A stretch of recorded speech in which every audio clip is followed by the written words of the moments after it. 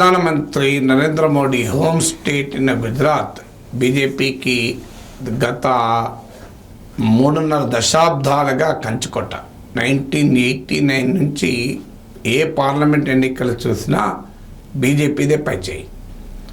2014, 2019లో కూడా బీజేపీ ఈ రాష్ట్రంలో ఉన్న 26 సీట్లు గెలుచుకుంది. వాస్తవానికి మధ్యలో కొంత అవకాశాలు కనిపించినా కూడా రాష్ట్రంలో ఉన్నటువంటి కాంగ్రెస్ నాయకత్వం బలంగా లేకపోవడం వల్ల ఒక సిగ్నిఫికెంట్ ఛాలెంజ్ ఇవ్వలేకపోయారు. సో ఈసారి కాంగ్రెస్ ఇక్కడ ఆమ్ ఆద్మీ పార్టీతో కలిసి సీట్ అడ్జస్ట్మెంట్ చేసుకుని ఎన్నికల్లో పోటీ చేస్తుంది. అంటే లాస్ట్ అసెంబ్లీ ఎలక్షన్లో ఆమ్ ఆద్మీ పార్టీ కాస్త ప్రభావాన్ని చూపింది, కొన్ని సిటీస్లో కూడా ప్రభావం చూపింది.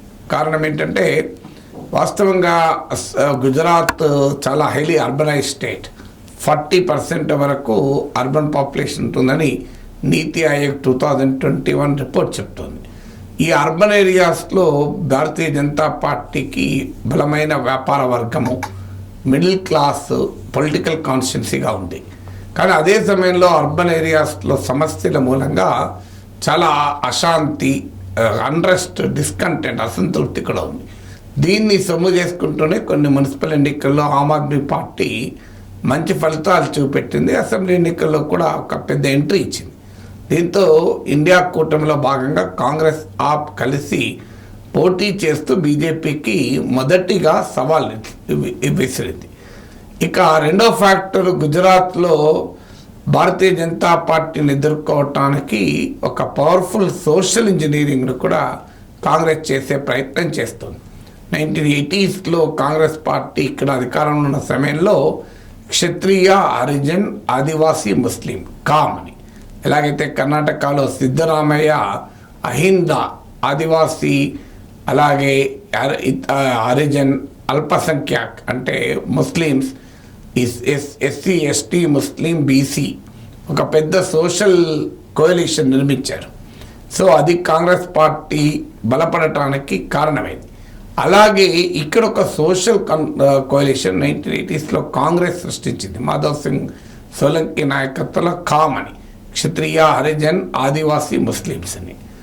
దీనికి కౌంటర్గా బీజేపీ పటేల్స్, పాటీదారీ కమ్యూనిటీ, ఇది ఒక బలమైన కమ్యూనిటీ, వీళ్ళను కన్సాలిడేట్ చేసుకున్నారు. ట్రైబల్స్లో కూడా కన్సాలిడేట్ చేసుకున్నారు. కానీ ఎప్పుడైతే హిందుత్వ ఫినామినన్ వచ్చి, మోడీ ఫినామినన్ వచ్చిందో, హిందుత్వ ల్యాబొరేటరీగా గుజరాత్ మారిందో, ఈ సోషల్ ఇంజనీరింగ్, కాంగ్రెస్ నిర్మించినటువంటి సోషల్ ఇంజనీరింగ్ వర్కౌట్ కాలేదు. దాంతో భారతీయ జనతా పార్టీ బాగా బలపడింది. హిందూ కన్సాలిడేషన్ బీజేపీని ఒక బలీయమైన శక్తిగా ఇక్కడ తీర్చిదిద్దింది. సో ఈ హిందూ కన్సాలిడేషన్ వల్ల ఇవాళ కాంగ్రెస్ పార్టీ కూడా ముస్లిం అభ్యర్థులను పెట్టడానికి వెనుకాడుతుంది. ఒక్కరి కూడా కాంగ్రెస్ పార్టీ ముస్లిం టికెట్ ఇవ్వలేదు ఇక్కడ. ఆ స్థాయిలో హిందూ కన్సాలిడేషన్ బీజేపీ అటెంప్ట్ చేయగలిగింది. దాంతోపాటు సాధారణంగా కాంగ్రెస్ వెనుకాలన్న కాన్స్టిట్యున్సీ అయిన ట్రైబల్స్, సో వీరిని ఈ కామ్ అలయన్స్లో అంటే క్షత్రియ, హరిజన్, ఆదివాసీ, ముస్లిమ్స్, ఈ అలయన్స్లో కీలకమైన ఆదివాసీ సెక్షన్స్ను కొన్ని దశాబ్దాలుగా ఆర్ఎస్ఎస్ పెద్ద ప్రయత్నం చేసింది. సో ఇందులో ఈ ఆదివాసీ ప్రాంతాల్లో పెనట్రేట్ అయింది హిందూఐజేషన్ ఆఫ్ ట్రైబల్స్ అని. అంటే హిందూ సమాజానికి దూరంగా ఉన్నటువంటి ఈ ఆదివాసీ జాతుల్ని హిందూ స్ట్రక్చర్లోకి ఇంటగ్రేట్ చేసేటువంటి ఒక పెద్ద ప్రయత్నం ఆర్ఎస్ఎస్ చేసింది. సో కల్చరల్గా, సోషల్గా ఆర్ఎస్ఎస్ చేసిన ఈ ప్రయత్నం బీజేపీకి పొలిటికల్ ఫలితాలు కూడా ఇస్తుంది.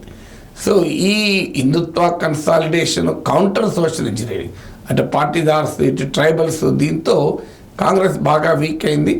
ఏ స్థాయిలో వీక్ అయిందంటే సూరత్లో కాంగ్రెస్ పెట్టిన అభ్యర్థి చేతులెత్తేసి ఆఖరికి ఆయన నామినేషన్ రిజెక్ట్ అయి ఏకగ్రీవంగా బీజేపీ గెలిచింది. ఇంకో కాన్స్టిట్యున్సీలో కాంగ్రెస్ ప్రామినెంట్ క్యాండిడేటే బీజేపీకి షిఫ్ట్ అయ్యాడు. సో కాంగ్రెస్కి ఒక మేజర్ లీడర్షిప్ క్రైసిస్ అనేది ఎదురైంది.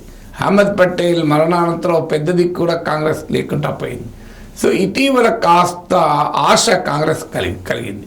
ఒకటి, అది ఆమ్ ఆద్మీ పార్టీతో కలిసి కూటమిగా ఏర్పడి అర్బన్ డిస్కంటెంట్, నగరాల్లో పట్టణాల్లో ఉన్నటువంటి అసంతృప్తిని క్యాపిటలైజ్ చేసుకోవాలని ఒక ప్రయత్నం చేసింది.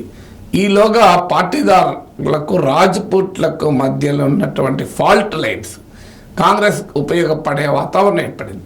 కారణం ఏంటంటే భారతీయ జనతా పార్టీకి చెందిన పార్టీదార్ నాయకుడు పరశోత్తం రూపాల ఇతను ఒక కామెంట్ చేశారు. ఒక వాల్మీకి సమాజ్ మీటింగ్లో హాజరవుతూ వాల్మీకి ఎస్సీస్ బ్రిటిషర్లకు వ్యతిరేకంగా వీరోచితంగా పోరాడారు, కానీ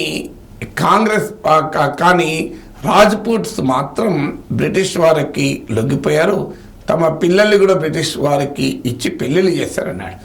ఇది సాధారణంగా రాజ్పుట్లో తీవ్రమైన వ్యతిరేకత వ్యక్తమైంది. సో ఇది గుజరాత్కే పరిమితం కాలే, ఇది ఎక్స్ట్రా రాజస్థాన్కు, యూపీ, మధ్యప్రదేశ్ కూడా రాజ్పుట్ యాంగర్ స్ప్రెడ్ అయింది. పెద్ద పెద్ద రాజ్పుట్ గ్యాదరింగ్స్ ఏర్పడ్డాయి. బాయ్కాట్ బీజేపీ అని పిలిపించారు. యూపీలో యోగి ఆదిత్యనాథ్ మినహా మిగతా బీజేపీ నేతలు బాయ్కాట్ చేయాలని పిలిపించారు. సో రాజ్పుట్ యాంగర్ ఇప్పుడు బీజేపీకి ఒక పెద్ద ఛాలెంజ్గా తయారైంది. దీంతో కాంగ్రెస్కు మళ్ళీ ఆశలు కలిగింది. తన కామ్ అలియన్స్, క్షత్రియ, హరిజన్, ఆదివాసీ, ముస్లిం అలయన్స్, ఈ సోషల్ కోalition మళ్ళీ తనకు అనుకూలంగా ఉపయోగపడుతున్న ఆశ కలిగింది. బీజేపీకి ఒక రకంగా ఏమీ చేయలేని పరిస్థితి. ఆ రూపాలేమో పార్టీదారు నాయకుడు, పార్టీదారులకు క్షత్రియులకు చాలా కాలంగా గ్యాప్ ఉంది. ఒకవేళ రూపాలను గనక రాజపూట్ల డిమాండ్ ఏంటంటే రూపాలకు టికెట్ ఇవ్వద్దు అని. సో కానీ రూపాలకు టికెట్ కంటిన్యూ చేసింది బీజేపీ, రాజ్పుట్ల డిమాండ్ని అంగీకరించలే. ఇది ఇప్పుడు రాజ్పుట్లో పెద్ద ప్రశ్నగా మిగిలింది. కారణం ఏంటంటే రూపాల పార్టీదారు నాయకుడు, అతన్ని ముట్టుకుంటే పార్టీదారు ఓడిపోతుందని. గతంలో పార్టీదారు రిజర్వేషన్ మూమెంట్ వల్ల ఈ కమ్యూనిటీ బీజేపీకి దూరమై మళ్ళీ కాస్త దగ్గరవుతున్న పరిస్థితి. సో ఒక దశలో పార్టీదారు ఉద్యమ నాయకులు కాంగ్రెస్లో చేరి పెద్ద బీజేపీకి పార్టీదారు పొలిటికల్ ఛాలెంజ్ విసిరారు. ఆ తర్వాత ఆ ఉద్యమము చెదిరిపోయింది. ఆ పార్టీదారు నాయకులు కూడా కాంగ్రెస్ను వదిలేసి బీజేపీలోకి వచ్చేసారు. సో ఇప్పుడు ఆ కమ్యూనిటీని మళ్ళీ అంటగనైజ్ చేసుకుంటే ఇది సమస్యగా ఉంటుందని చెప్పి రూపాల క్షమాపణ చెప్పాడు కదా, ఆయన మేము పోటీలో ఉంచుతామన్న స్టాండ్ తీసుకుంది. ఇప్పుడు పార్టీదారీ కన్సాలిడేషను, హిందూవైజేషన్ ఆఫ్ ట్రైబల్స్, ఓవరాల్గా హిందుత్వం మొబిలైజేషన్, దీనికి తోడుగా గుజరాతీ ఐడెంటిటీ, గుజరాతీ అస్మితను బీజేపీ ప్రయోగిస్తోంది. అంటే గుజరాత్ అస్తిత్వాన్ని, గుజరాత్కు కాంగ్రెస్ వ్యతిరేకంగా ఉంది అని కూడా ప్రచారం మొదలుపెట్టింది. కాంగ్రెస్ ఏంటంటే మహారాష్ట్రలో, ఇతర రాష్ట్రాల్లో ప్రచారంగా బీజేపీని ఎదుర్కోవటానికి చూడు మోడీ అన్ని ప్రాజెక్టులు గుజరాత్కి తీసుకెళ్తున్నారని. ముఖ్యంగా మహారాష్ట్రలో వేదాంత వాళ్ళ చిప్ ఫ్యాక్టరీని, టాటా ఎయిర్బస్ ఫ్యాక్టరీని గుజరాత్కి తీసుకెళ్లారు. సో అది మహారాష్ట్రలో రాజకీయాలకు కాంగ్రెస్ తనకు అనుకూలంగా వాడుకుంటే, గుజరాత్లో దాన్ని బీజేపీ తనకు అనుకూలంగా వాడుకుంటుంది. చూడు మోడీ గుజరాత్ను డెవలప్ చేస్తా అంటే కాంగ్రెస్ అభ్యంతరం చెప్తుంది అని. సో ఇలా బీజేపీ తనకున్న అడ్వాంటేజ్గా ఉండే గుజరాతీ అస్మిత ఇలాంటి అంశాలు ఉపయోగించుకుంటుంది. భారతీయ జనతా పార్టీని ఎదుర్కోవటానికి కాంగ్రెస్ ఈ కొత్తగా వచ్చినటువంటి క్షత్రియ యాంగర్, రాజ్పూత్ యాంగర్ను, అర్బన్ డిస్కంటెంట్ను, పట్టణాల్లో, నగరాల్లో అసంతృప్తిని ఆమ్ ఆద్మీ పార్టీతో కలిసి ఎదుర్కోవాలని చూస్తోంది. సో అందువల్ల ఇప్పటికీ గుజరాత్లో బీజేపీ ఇదే పైచేయి అంటున్నారు. అయితే ఇప్పుడు చర్చ బీజేపీ పైచేయి ఉంటుందా లేదా అని కాదు. గుజరాత్లో 26కి 26 సీట్లు బీజేపీ గెలుచుకుంటుందా? 2014లో గెలుచుకున్నారు, 2019లో గెలుచుకున్నారు, 2024 కూడా క్లీన్ స్వీప్ చేస్తుందా లేదా అనే చర్చ. డెఫినెట్గా అత్యధిక సీట్లు బీజేపీకి వస్తాయనే దాంట్లో ఎవరికి డిస్ప్యూట్ లేదు.